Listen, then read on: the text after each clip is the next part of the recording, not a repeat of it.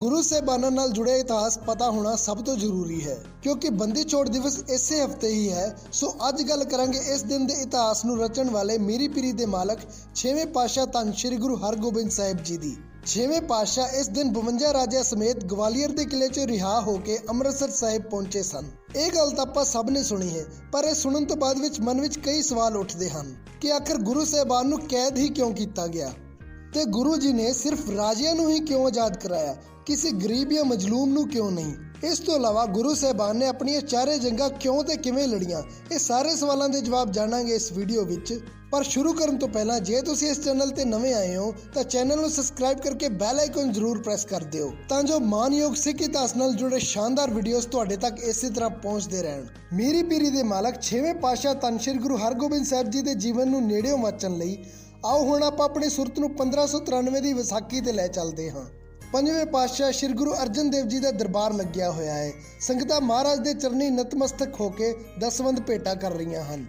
ਉਸੇ ਸਮੇਂ ਕਾਬਲ ਤੋਂ ਆਏ ਇੱਕ ਪ੍ਰੇਮੀ ਸਿੱਖ ਨੇ ਇੱਕ ਖਾਸ ਤਰ੍ਹਾਂ ਦੇ ਬਹੁਤ ਮਹਿੰਗੇ ਵਸਤਰਾਂ ਦਾ ਜੋੜਾ ਭੇਂਟ ਕਰਕੇ ਕਿਹਾ ਕਿ ਪਾਤਸ਼ਾਹ ਇਹ ਵਸਤਰ ਮੈਂ ਖਾਸ ਤੌਰ ਤੇ ਮਾਤਾ ਗੰਗਾ ਜੀ ਲਈ ਤਿਆਰ ਕਰਵਾਏ ਹਨ।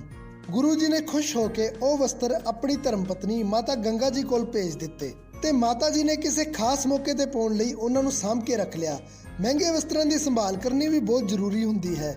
ਸੋ ਬਰਸਾਤੀ ਮੌਸਮ ਲੰਘਣ ਤੋਂ ਬਾਅਦ ਮਾਤਾ ਜੀ ਨੇ ਇੱਕ ਦਿਨ ਉਹ ਵਸਤਰ ਧੁੱਪ ਲਵਾਉਣ ਲਈ ਛੱਤ ਤੇ ਸੁੱਕਣੇ ਪਾਏ ਹੋਏ ਸਨ।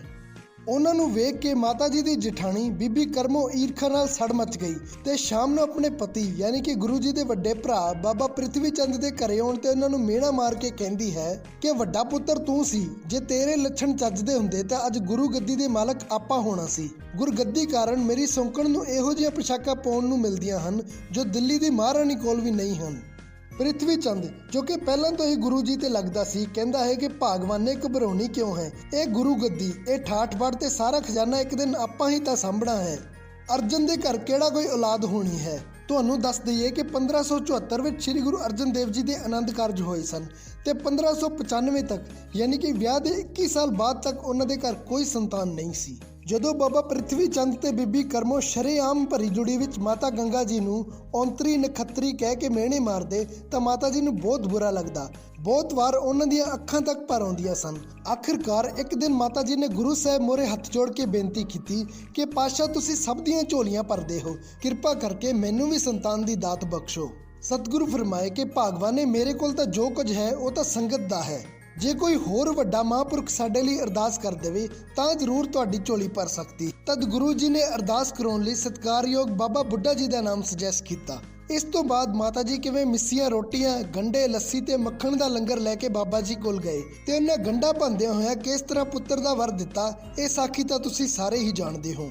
ਗੰਢਾ ਭੰਦਿਆਂ ਬਾਬਾ ਬੁੱਢਾ ਜੀ ਫਰਮਾਏ ਕਿ ਜਿਸ ਤਰ੍ਹਾਂ ਮੈਂ ਮੁੱਕੀ ਮਾਰ ਕੇ ਗੰਢਾ ਭੰਨਿਆ ਹੈ ਉਸੇ ਤਰ੍ਹਾਂ ਤੁਹਾਡਾ ਪੁੱਤਰ ਜ਼ਾਲਮਾਂ ਦੇ ਸਿਰ ਭੰਨਿਆ ਕਰੂਗਾ। ਹਾਲਾਂਕਿ ਉਸ ਸਮੇਂ ਤੱਕ ਚਾਰੇ ਗੁਰੂਆਂ ਦਾ ਜੀਵਨ ਨਾਮ ਤੇ ਬੰਦਗੀ ਵਾਲਾ ਹੀ ਰਿਹਾ ਸੀ, ਇਸ ਲਈ ਇੱਕ ਯੋਧੇ ਦੇ ਜੀਵਨ ਵਾਲੀ ਦਾਤ ਉਸ ਸਮੇਂ ਮਾਤਾ ਜੀ ਦੀ ਸਮਝ ਵਿੱਚ ਨਹੀਂ ਆਈ। ਪਰ ਪੁੱਤਰ ਦਾ ਵਰ ਪਾ ਕੇ ਉਹ ਬਹੁਤ ਖੁਸ਼ ਹੋਏ ਤੇ ਕੁਝ ਸਮੇਂ ਬਾਅਦ 19 ਜੂਨ 1595 ਨੂੰ 5ਵੇਂ ਪਾਤਸ਼ਾਹ ਦੇ ਘਰ ਸਪੁੱਤਰ ਦੇ ਰੂਪ ਵਿੱਚ 6ਵੇਂ ਪਾਤਸ਼ਾਹ ਨੇ ਅਵਤਾਰ ਧਾਰਨ ਕੀਤਾ। ਬਾਬਾ ਬੁੱਢਾ ਜੀ ਨੇ ਹੀ ਇਹਨਾਂ ਦਾ ਨਾਮਕਰਨ ਕੀਤਾ ਹਰਗੋਬਿੰਦ। ਜਦੋਂ ਸ੍ਰੀ ਗੁਰੂ ਹਰਗੋਬਿੰਦ ਸਾਹਿਬ ਜੀ ਦੇ ਪ੍ਰਕਾਸ਼ ਤੇ ਪੂਰੇ ਅੰਮ੍ਰਿਤਸਰ ਸ਼ਹਿਰ ਵਿੱਚ ਖੁਸ਼ੀਆਂ ਮਨਾਈਆਂ ਜਾ ਰਹੀਆਂ ਸਨ, ਉਸ ਸਮੇਂ ਬਾਬਾ ਪ੍ਰਿਥਵੀ ਚੰਦ ਦੇ ਘਰ ਇਹੋ ਜਿਹਾ ਸੀ ਜਿੱਥੇ ਰੋਸ ਦਾ ਮਾਹੌਲ ਸੀ। ਉਹ ਦੋਵੇਂ ਉਸ ਅਭਾਗੇ ਚੂਨੇ ਦੇ ਵਾਂਗ ਸਨ ਜਿਹੜਾ ਪਾਣੀ ਸਾਰੇ ਸੰਸਾਰ ਦੀ ਅੱਗ ਠੰਡੀ ਕਰਦਾ ਹੈ, ਪਰ ਚੂਨੇ ਦੇ ਤਾਂ ਪਾਣੀ ਪੈਣ ਨਾਲ ਵੀ ਭਾਂਬੜ ਉੱਠ ਖਲੋਂਦੇ ਹਨ। ਸ੍ਰੀ ਗੁਰੂ ਹਰਗੋਬਿੰਦ ਸਾਹਿਬ ਜੀ ਦੇ ਅਵਤਾਰ ਧਾਰਨ ਕਰਨ ਤੇ ਬਾਬਾ ਪ੍ਰਿਥਵੀ ਚੰਦ ਦਾ ਆਪਣੇ ਪੁੱਤਰ ਦਾ ਗੁਰਗੱਦੀ ਤੇ ਬੈਠਣ ਦਾ ਸੁਪਨਾ ਟੁੱਟਦਾ ਦਿਸ ਰਿਹਾ ਸੀ।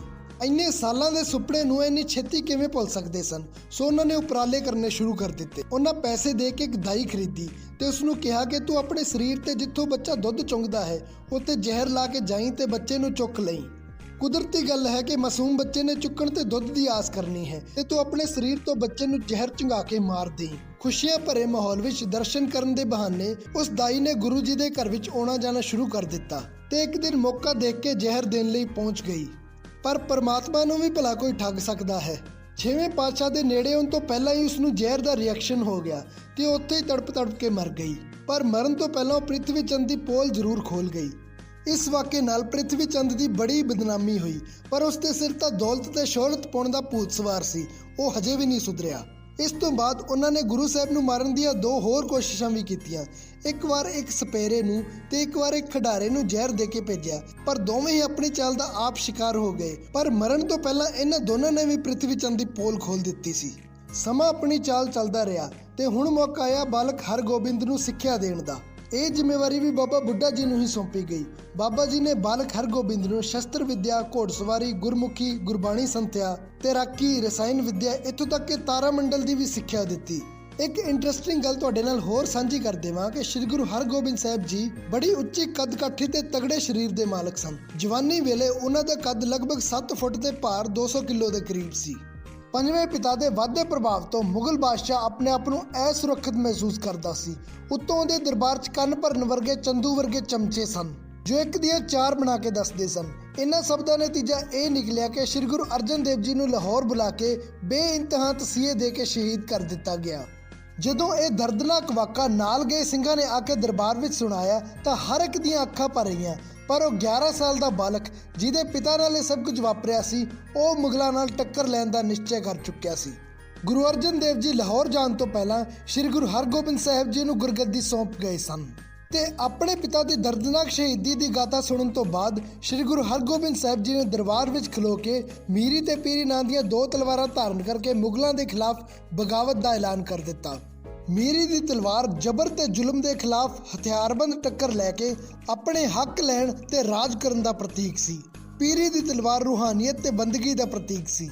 ਬੰਦਗੀ ਦੇ ਪ੍ਰਤੀਕ ਦੇ ਰੂਪ ਵਿੱਚ ਤਲਵਾਰ ਨੂੰ ਇਸ ਲਈ ਚੁਣਿਆ ਗਿਆ ਕਿਉਂਕਿ ਗੁਰੂ ਸਾਹਿਬ ਦਾ ਮੰਨਣਾ ਸੀ ਕਿ ਕਮਜ਼ੋਰ ਹੁੰਦੇ ਰੱਬ ਨੂੰ ਯਾਦ ਕਰਨਾ ਸੌਖਾ ਹੈ, ਕਿਉਂਕਿ ਉਸ ਸਮੇਂ ਮਨੁੱਖ ਕੋਲ ਤਰਲੇ ਮਾਰਨ ਤੋਂ ਇਲਾਵਾ ਹੋਰ ਕੋਈ ਚਾਰਾ ਹੀ ਨਹੀਂ ਹੁੰਦਾ।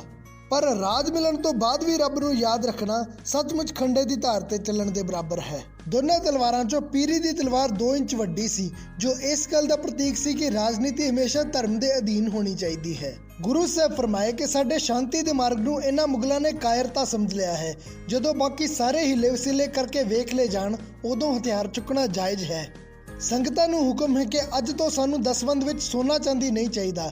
ਸਾਨੂੰ ਵਧੀਆ ਸ਼ਸਤਰ, ਮਹਿੰਗੀ ਨਸਲ ਦੇ ਘੋੜੇ ਤੇ ਸਿਹਤਮੰਦ ਜਵਾਨੀਆਂ ਭੇਟ ਕੀਤੀਆਂ ਜਾਣ। ਜੇ ਉਹ ਚਾਹੁੰਦੇ ਹਨ ਕਿ ਅਸੀਂ ਵੀ ਉਹਨਾਂ ਦੀ ਭਾਸ਼ਾ ਵਿੱਚ ਹੀ ਗੱਲ ਕਰੀਏ ਤਾਂ ਸਿੱਖ ਇਹ ਵੀ ਚੰਗੀ ਤਰ੍ਹਾਂ ਜਾਣਦੇ ਹਨ, ਕਿਉਂਕਿ ਜੰਗੇ ਮੈਦਾਨ ਵਿੱਚ ਸਿਰ ਵੱਡੇ ਹੀ ਨਹੀਂ ਜਾਣੇ ਸੀ, ਸਿਰ ਦੇਣੇ ਵੀ ਪੈਣੇ ਸੀ। ਇਸ ਲਈ ਜਿਹੜੇ ਵਿਚਾਰੇ ਥੋੜੇ ਜਿਹੇ ਢਿੱਲੇ ਸਿੱਖ ਸੀ, ਉਹ ਘਬਰਾ ਗਏ। ਉਹਨਾਂ ਨੇ ਜਾ ਕੇ ਮਾਤਾ ਗੰਗਾ ਜੀ ਨੂੰ ਸ਼ਿਕਾਇਤ ਕਰ ਦਿੱਤੀ ਕਿ ਮਾਤਾ ਜੀ, ਸਾਡੇ ਪਹਿਲੇ ਗੁਰੂਆਂ ਨੇ ਤਾਂ ਸ਼ਾਂਤੀ ਦੀ ਰਾਹ ਚੁਣੀ ਸੀ ਤੇ ਤੁਹਾਡਾ ਪੁੱਤਰ ਹਥਿਆਰ ਚੱਕ ਕੇ ਜ਼ਾਲਮਾਂ ਦੇ ਸਿਰ ਫੇਣ ਦੀ ਗੱਲ ਕਰ ਰਿਹਾ ਹੈ। ਤਦ ਇੰਨੇ ਸਾਲਾਂ ਬਾਅਦ ਮਾਤਾ ਜੀ ਨੂੰ ਬਾਬਾ ਬੁੱਢਾ ਜੀ ਦੇ ਕਹੇ ਬੋਲ ਸਮਝ ਆਏ ਤੇ ਉਹਨਾਂ ਨੇ ਅੱਗੋਂ ਜਵਾਬ ਦਿੱਤਾ ਕਿ ਮੇਰੇ ਪੁੱਤਰ ਦਾ ਤਾਂ ਜਨਮ ਹੀ ਇਸੇ ਕੰਮ ਲਈ ਹੋਇਆ ਹੈ। ਇਸ ਤੋਂ ਬਾਅਦ ਗੁਰੂ ਜੀ ਨੇ ਬਾਬਾ ਬੁੱਢਾ ਜੀ ਤੇ ਭਾਈ ਗੁਰਦਾਸ ਜੀ ਤੋਂ ਹਰਮੰਦਰ ਸਾਹਿਬ ਦੇ ਇਲਾਕੇ ਸ਼੍ਰੀ ਅਕਾਲ ਤਖਤ ਸਾਹਿਬ ਦੀ ਉਸਾਰੀ ਕਰਵਾਈ, ਜੋ ਕਿ ਸਿੱਖ ਰਾਜਨੀਤੀ ਦਾ ਕੇਂਦਰ ਸੀ। ਗੁਰੂ ਸਾਹਿਬ ਫਰਮਾਏ ਕਿ ਮੈਂ ਇਹੋ ਜਿਹਾ ਤਖਤ ਰਚਣ ਜਾ ਰਿਹਾ ਹਾਂ ਜਿੱਥੇ ਉਹਨਾਂ ਨੂੰ ਵੀ ਇਨਸਾਫ ਮਿਲੂਗਾ ਜਿਨ੍ਹਾਂ ਗਰੀਬਾਂ ਤੇ ਮਜ਼ਲੂਮਾਂ ਦੀ ਹਕੂਮਤ ਦੇ ਤਖਤ ਤੇ ਕੋਈ ਸੁਣਵਾਈ ਨਹੀਂ ਹੁੰਦੀ। ਜਦਕਿ ਅੱਜ ਕੱਲ੍ਹ ਸਿਆਸਤਦਾਨਾਂ ਨੇ ਆਵਾਮ ਦੇ ਮਨ ਵਿੱਚ ਇਹ ਗੱਲ ਭਰ ਦਿੱਤੀ ਹੈ ਕਿ ਧਾਰਮਿਕ ਲੋਕਾਂ ਨੂੰ ਰਾਜਨੀਤੀ ਨਹੀਂ ਕਰਨੀ ਚਾਹੀਦੀ, ਜਦਕਿ ਰਾਜਨੀਤੀ ਨੂੰ ਇਗਨੋਰ ਕਰਨ ਦਾ ਮਾੜਾ ਰਿਜ਼ਲਟ ਆਪਾਂ ਇੱਕ ਵਾਰ ਪਹਿਲਾਂ ਵੀ ਭੁਗਤ ਚੁੱਕੇ ਹਾਂ। ਜਦੋਂ 84 ਤੋਂ ਬਾਅਦ ਸਿੱਖਾਂ ਨੇ ਇਲੈਕਸ਼ਨ ਦਾ ਬਾਈਕਾਟ ਕਰ ਦਿੱਤਾ ਸੀ ਤੇ ਸਿਰਫ 20% ਵੋਟਾਂ ਨਾਲ ਬੇਅੰਤ ਸਿੰਘ ਮੁੱਖ ਮੰਤਰੀ ਬਣਿਆ ਸੀ ਤੇ ਉਸਨੇ ਸਿੱਖਾਂ ਤੇ ਜਿਹੜਾ ਕਹਿਰ ਢਾਇਆ, ਉਸ ਦਾ ਸੰਤਾਪ ਸਾਡੀਆਂ ਪੀੜ੍ਹੀਆਂ ਅੱਜ ਵੀ ਭੁਗਤ ਰਹੀਆਂ ਹਨ। ਪੰਜਾਬ 'ਚ ਸੜਕਾਂ ਤੇ ਕੋਈ ਜਵਾਨ ਸਿੱਖ ਨਹੀਂ ਸੀ ਦਿੰਦਾ, ਇੰਨਾ ਵੱਡਾ ਕਤਲੇਆਮ ਹੋਇਆ ਸੀ ਉਸ ਸਮੇਂ ਸਾਡਾ। ਗੁਰੂ ਜੀ ਦੇ ਨੀਤੀ ਬਦਲਣ ਨਾਲ ਹੁਣ ਹੌਲੀ-ਹੌਲੀ ਮਾਹੌਲ ਵੀ ਬਦਲਣ ਲੱਗ ਪਿਆ ਸੀ। ਜਿਨ੍ਹਾਂ ਮਜ਼ਲੂਮਾਂ ਤੇ ਗਰੀਬਾਂ ਦੀ ਕੋਈ ਫਰਿਆਦ ਨਹੀਂ ਸੀ ਸੁਣਦਾ, ਇਹੋ ਜਿਹੇ ਲੋਕਾਂ ਨੂੰ ਹੁਣ ਇੱਕ ਆਸ ਦੀ ਕਿਰਨ ਦਿਖਣ ਲੱਗ ਪਈ ਸੀ। ਹੌਲੀ-ਹੌਲੀ ਗੁਰੂ ਘਰ ਦਾ ਜਸ ਇੰਨਾ ਵੱਧਦਾ ਗਿਆ ਕਿ ਦੂਰੋਂ ਰੋਜ਼ਾਨਾ ਦੇ ਅਨੇਕਾਂ ਲੋਕ ਆਪਣੀ ਫਰਿਆਦ ਲੈ